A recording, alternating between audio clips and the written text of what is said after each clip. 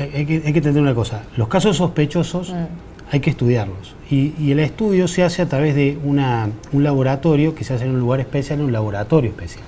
Esas muestras tardan en llegar hasta que llegan a ese centro de referencia y se tiene el diagnóstico, puede tardar unos días. Ahora, ¿qué se hace sobre esos pacientes que uno puede tener sospecha? Bueno, se los aísla. ¿De qué manera? Usando en esos casos sí el barbijo y dejándolos en su casa. Claro. Y teniendo precaución del contacto del resto de la gente que vive con estos pacientes.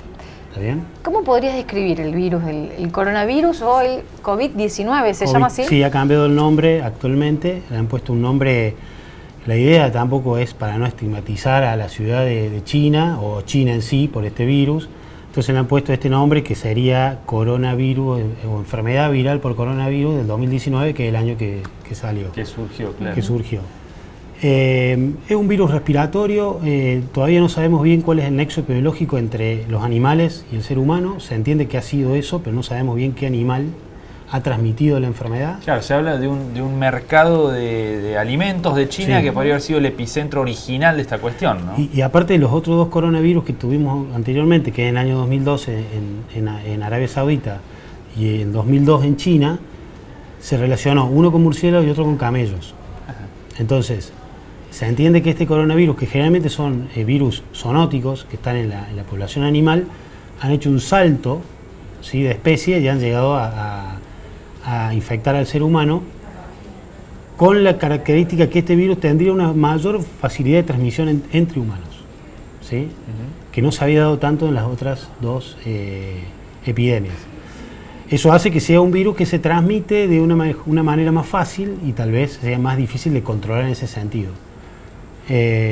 Por ejemplo, nosotros sabemos que el virus más transmisible es el virus del sarampión. Y se entiende que por un caso de sarampión puede haber hasta 25 contagios. Claro. ¿No? En el caso del coronavirus, por lo que sabemos hasta ahora, por cada caso habría posibilidad de 4 a 5. Bien. ¿Sí? O sea que no sería tan transmisible como el sarampión, pero tendría facilidad.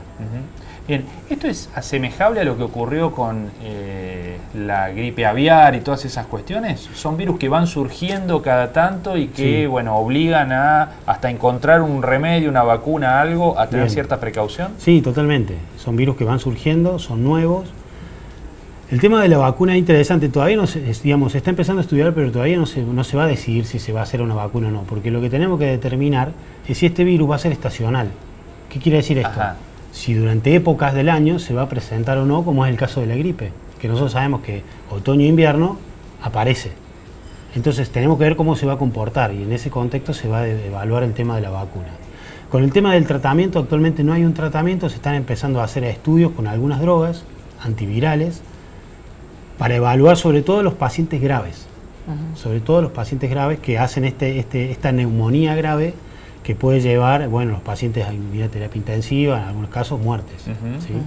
¿Sí? ¿Y la tasa de mortalidad? ¿Es tan 1,5, grave? 2. No es tan letal como los otros casos que tuvimos. La mortalidad va entre el 1,5 al 2%. No es una letalidad alta, tenemos enfermedades más letales. ¿Y eso con respecto a la gripe común? Bueno, no, la gripe común puede ser más letal.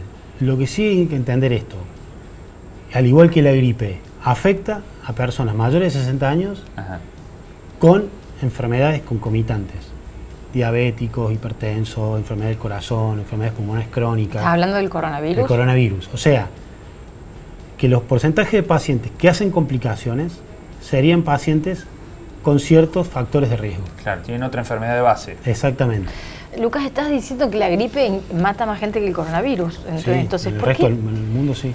Hay como una paranoia, hay como una sensación, incluso, bueno, se empezaron a hacer algunos análisis de guerra de laboratorios, de generación de virus y una industria del mercado al respecto. La teoría conspirativa, digamos. La teoría conspirativa, que ya se ha hablado con el SARS, con la gripe porcina, con la aviar.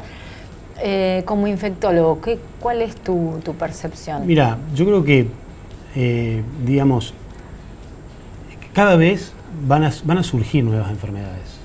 En el caso de China, por ejemplo, ellos tienen un contacto tan estrecho con estos tipos de animales exóticos, etcétera, que parece que es cuestión de tiempo nomás para que empiecen a surgir virus que normalmente estaban en los animales y que pueden pasar a los seres humanos. Yo lo vería por ese lado. La verdad que no pensaría desde el punto de vista de un laboratorio o de alguien que quiera, o de bioterrorismo también, claro, se ha hablado, pero se buscarían otras formas. Me parece que esto tiene más que ver con esto del contacto estrecho con los animales, y también que lo hemos hablado una vez cuando he venido acá, con el tema del uso de los antibióticos en los animales, sobre todo en los animales de consumo, que nosotros estamos teniendo un problema grave con el tema de las infecciones bacterianas multiresistentes, y que muchas veces tienen que ver con la adquisición de esas bacterias a través de los alimentos que consumimos. Porque esos alimentos o esos animales de consumo están siendo bombardeados con antibióticos desde que nacen hasta que son faenados para el consumo.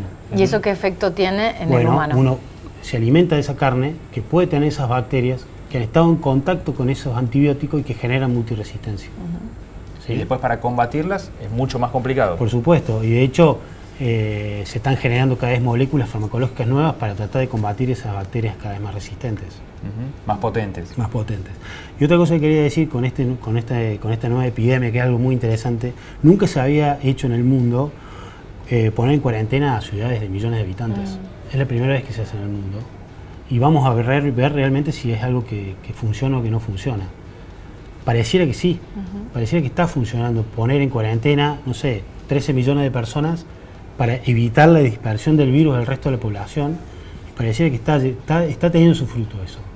Pensemos que China tiene, no sé, 1.400 millones de habitantes y que actualmente hay confirmados solo 44.000 infectados y algo así como 1.100 muertos.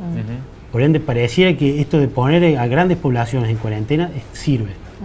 ¿Sí? Y hay 2 barcos también, en cuarentena, 2 cruceros. Sí. Ahora uno en Tailandia que no lo dejan ni siquiera tocar puerto. No encuentra puerto. Y el otro es uno en Japón, donde hay un argentino claro, que se contagió la enfermedad, que está internado en un hospital en Japón y aparentemente está saliendo, está recuperándose. Los síntomas son como cualquier enfermedad respiratoria, Sí. tos, fiebre, ¿puede ser? Tos generalmente seca, fiebre, puede haber odinofagia, que es el dolor de la garganta, puede haber algo de rinorrea, un poco de moco.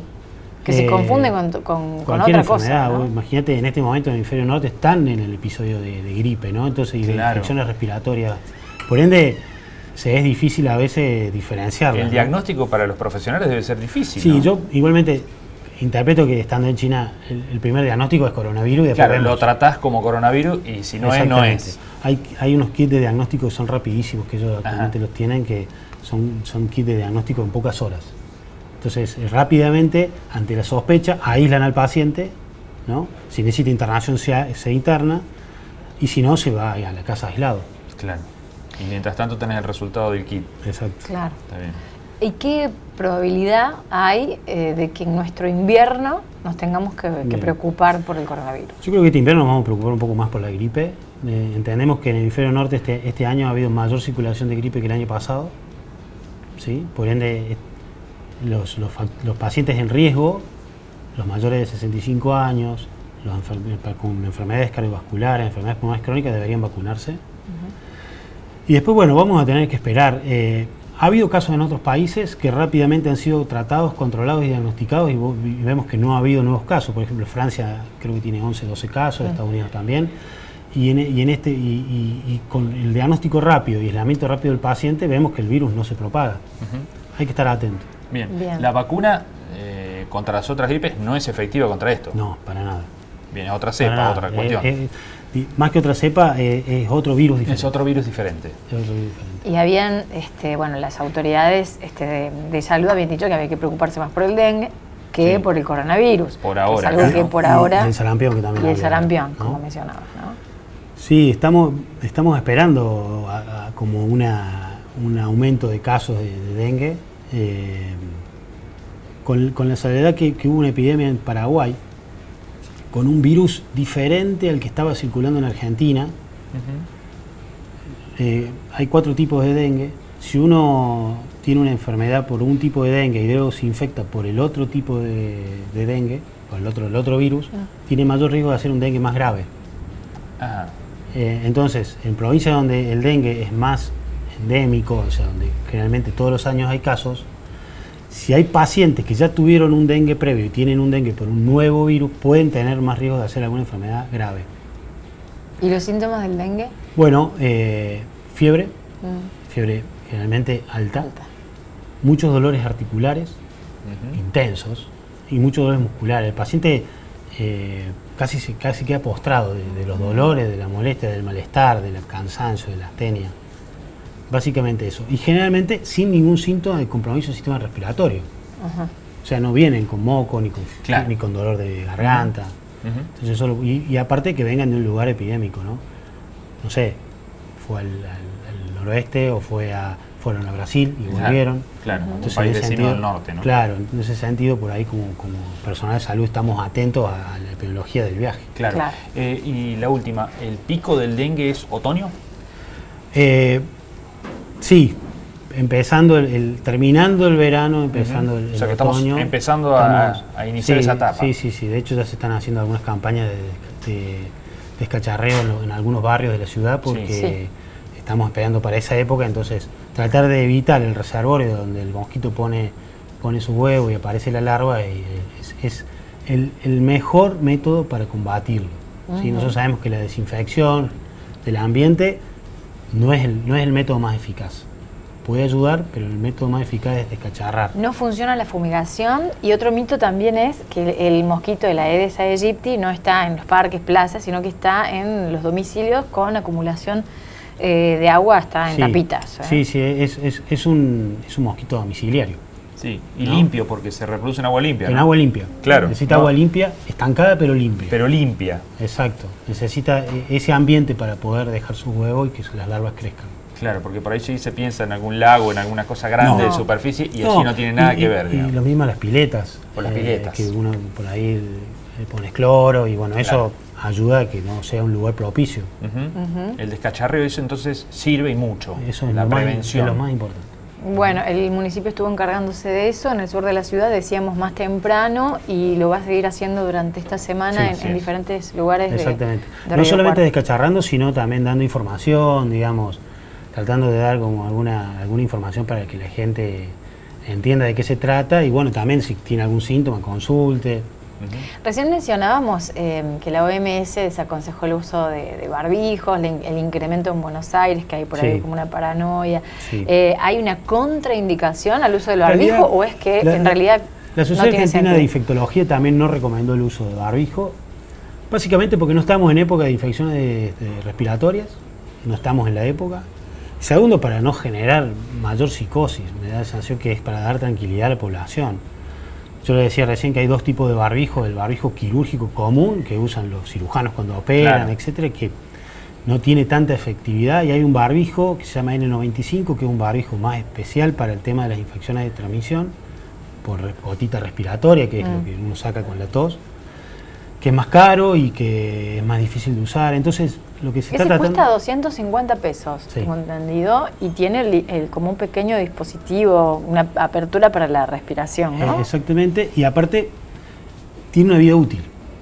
Claro. Tiene una vida útil, se puede usar 2 semanas, 3 semanas, 4 semanas, Hay que recambiarlo. Después ese filtro que tiene se va rompiendo, se va resquebrajando, se va secando y va perdiendo efectividad. ¿Sí? Entonces, yo creo que la idea de las autoridades es tratar de bajar un poco la ansiedad de esto, me da la sensación. Claro, por ahora no hace falta. Para nada. Bien, bueno, ahí está el mensaje entonces final como para tenerlo en cuenta, ¿no? Bueno, Lucas Stefanini, muchas gracias por la visita en Punta al Verano. Gracias Gracias por venir.